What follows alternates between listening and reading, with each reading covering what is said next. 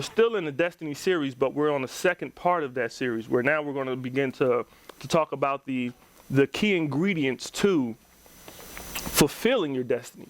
Things that everyone has that needs to be, for lack of better terms, awakened within them, so that they'll fulfill their purpose in life, not just what they've purposed to accomplish in life, but God's purpose for them in their lives. A lot of times we get real goal-oriented. We set goals for ourselves to accomplish, and we keep our goals before us so that we can, we feel some type of self-satisfaction, some type of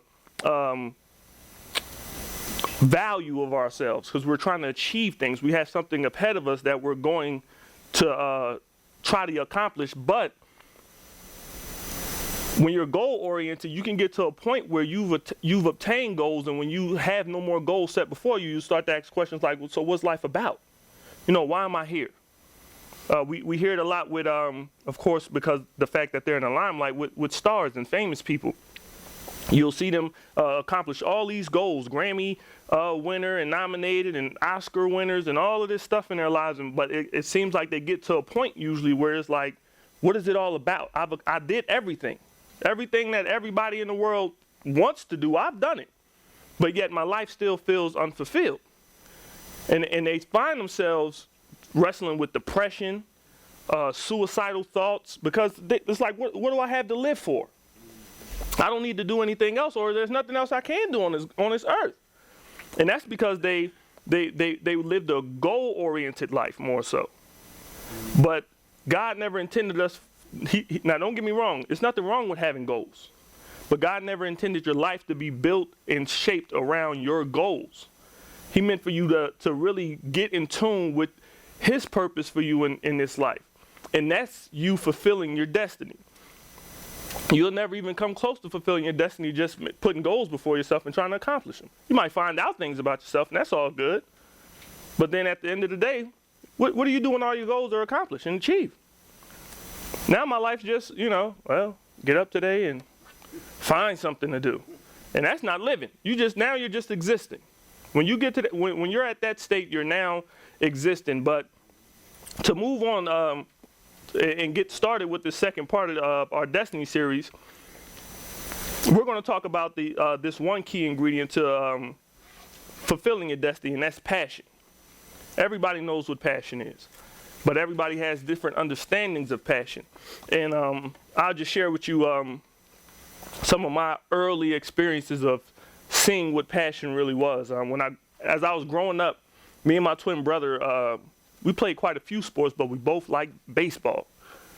Now, I'll say I like baseball, but he loved baseball, because I was the type, we ain't got practice, I'm cool, I'm straight.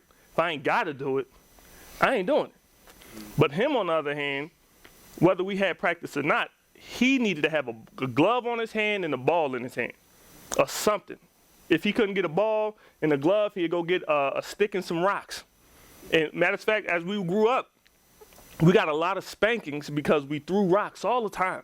We was just throwing rocks, breaking windows, throwing rocks at people's cars. As a kid, I didn't know how much cars really cost. I didn't care. Nowadays, if somebody kid throwing rocks at my car, hey, you need to come get your child, and you're gonna pay for these damages. And we didn't care. But within us, we just wanted to, we were just throwing stuff, and it really came because we wanted to practice our throwing so we could be better baseball players. Now, I was pretty good, but my brother was always better than I was. My twin brother was always better at baseball than I was, so much so that he he made the all-star team. I never made the all-star team. He always got picked before I got picked. He always looked cooler on the baseball field. It was just effortless for him. Here he is, 9, 10 years old, and he's sliding into second base looking like, Darryl Strawberry or somebody like that. Just smooth about it. I'm barely making it to the base. I slid and didn't make it because, and he always wanted to practice. Always wanted to practice. He'd get mad at me because he'd be like, Rob, let's go outside and play catch. I'm like, man, no. I'm watching cartoons. I'm not going outside for what? We got practice? No. So why we playing catch? And he would get angry with me, like literally angry. He would want to fight me. And I'm like, why are you getting all upset? Go get a tennis ball. There's plenty of walls outside. And play by yourself. But he always wanted to play. He always wanted to practice. And I can remember this one time in particular where it was raining and we had practice. And I talked to my mom about it the other day and she brought it up instantaneously. I think everybody in the family remembers this time. But it was raining. We got home from school. Jay went straight to the table, knocked his homework out and everything. You know, you do all your chores and stuff so you can make sure you're going to get to practice. So he did all of what he was supposed to do. And then when he went to ask my mom, you going to take us to practice? She was like, you know, it's raining outside. I'm pretty sure y'all don't have practice. And man, he started pouting. He ain't throw no fit because he would, you know, he'd got to beat him. But he walking around, his face all long. He dragging. You could tell he's disappointed.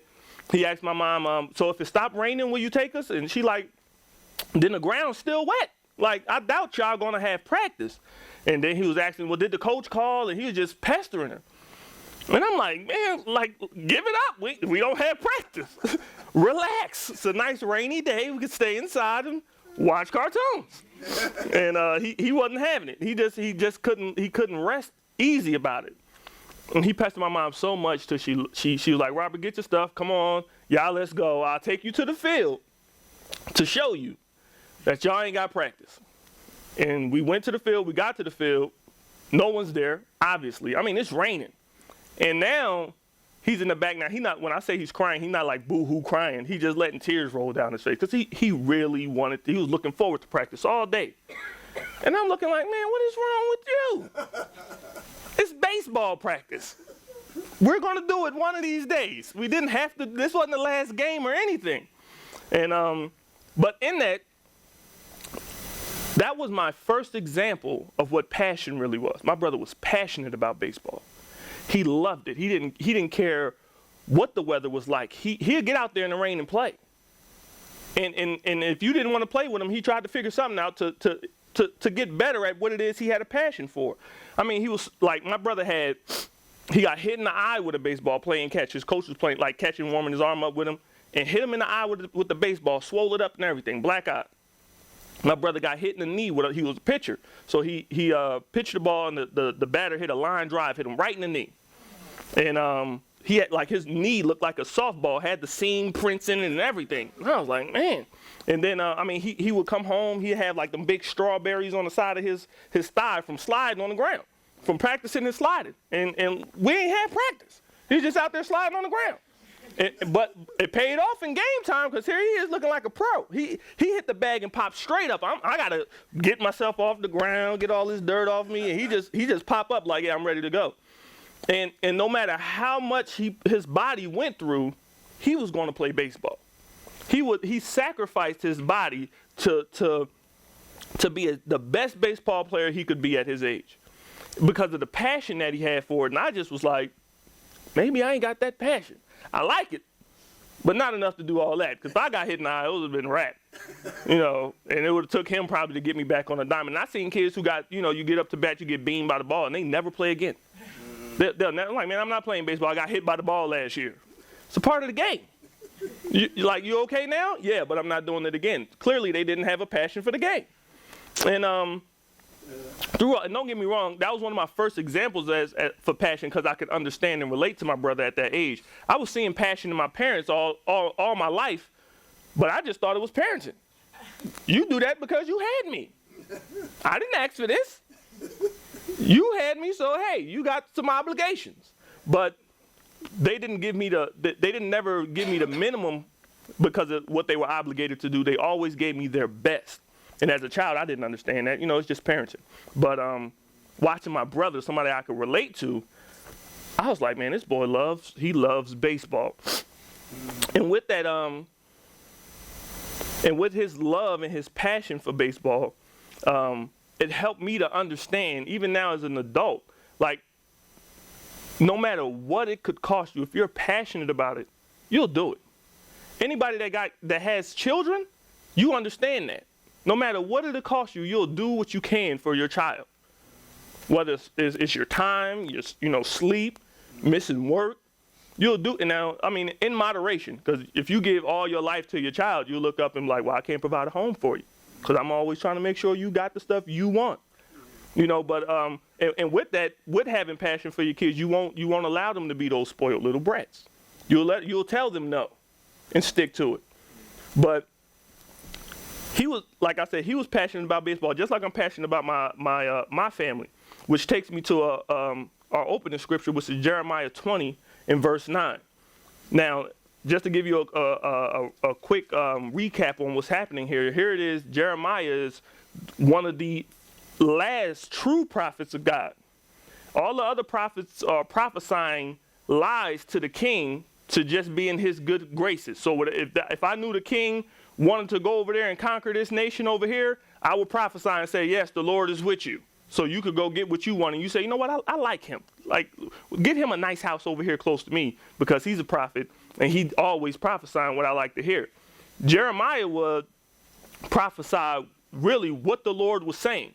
And it always wasn't in accord with what the king wanted to hear. So he began to get shunned. People didn't really want to deal with Jeremiah. And this was taking a toll on him. And this is where, and then right here is where Jeremiah is speaking to the Lord. And really he's just talking, I would say it's more like a monologue where you ever just talk out loud. But here it is Jeremiah speaking, but then within it, you'll see the true passion that Jeremiah has for God and the things of God. And it reads, then I said, I will not make mention of him, nor speak anymore in his name. But his word was in my heart like a burning fire shut up in my bones. I was weary of holding it back, and I could not. Jeremiah said I wasn't going to prophesy no more what the Lord had to say, because y'all wasn't listening anyway. And it calls for him to say out of his mouth that I'm not going to say the Lord's name anymore. I'm not going to prophesy in his name. I'm not even going to make mention of him. But then Jeremiah, he also went on to say that it was like a burning fire shut up in my bones, and I could not say what the Lord had to say. And just like with the example of my brother, it was a burning within him that no matter what was going on, I could not sit still if I knew I could be playing baseball. If I knew that it was, especially if it was scheduled, like time was set aside for it, I had to be on the diamond. I had to. And Jeremiah's saying the same. He's saying the same thing here. It's like a fire shut up in my bones, and I couldn't keep quiet. I had to share what it is the Lord has said to me, because my destiny, Jeremiah's destiny, was to be the mouthpiece of God in that time. And no matter what was going on around him or who had identified him, would have separated him from, he was going to do what God had called him to do. He had a passion for it. Because there's many of people who will sit back and feel like, well, if it's this hard to do it, then maybe I shouldn't be doing it. And they'll give it up. And then clearly, if you could just walk away that easy, I doubt that you was passionate about what you were doing. Or you really even cared. Because there's things I walked away from and I really didn't care about it. I walked away from baseball. Didn't care. My brother's, he's not playing professional. He went up to the college level. But to this day, if I get a glove, he get a glove, he going outside. And he going to play some baseball. And with that being said, we got to understand that just because you're passionate about something doesn't mean that it's going to take you where you want it to go.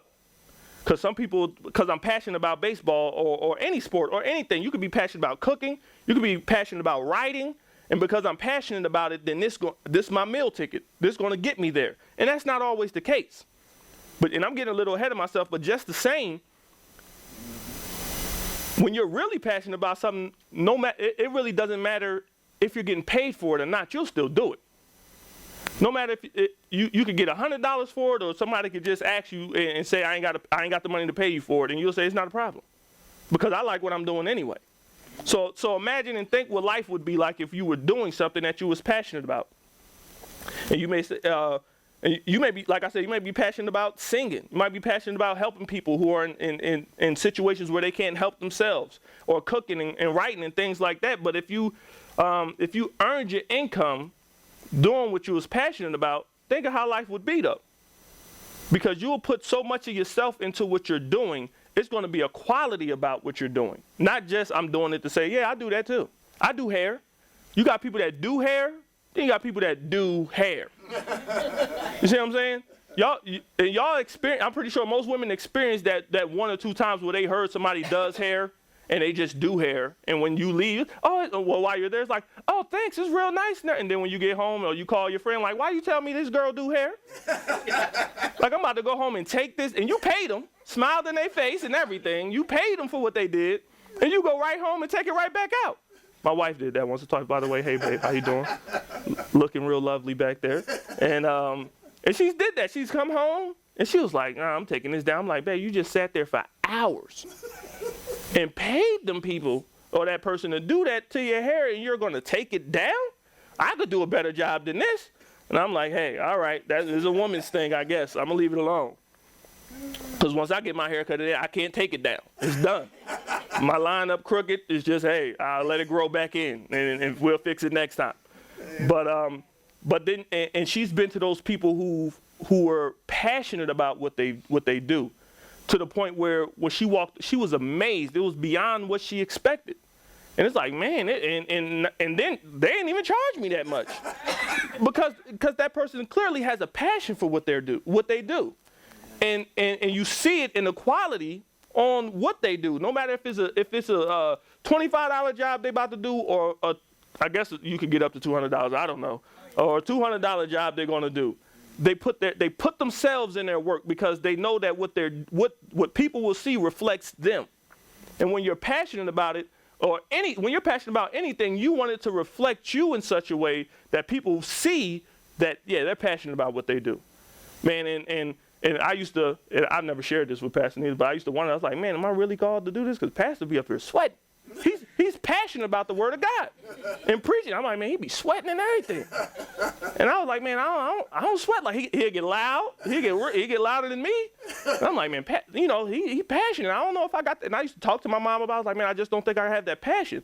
And then she would tell me, like, you're not going to do things the way everybody else doing. Yeah. The way you express your passion is not going to be the way somebody else does it. Yes, right. So I can't say I'm not passionate about it because I don't sweat and I don't yell and things like that.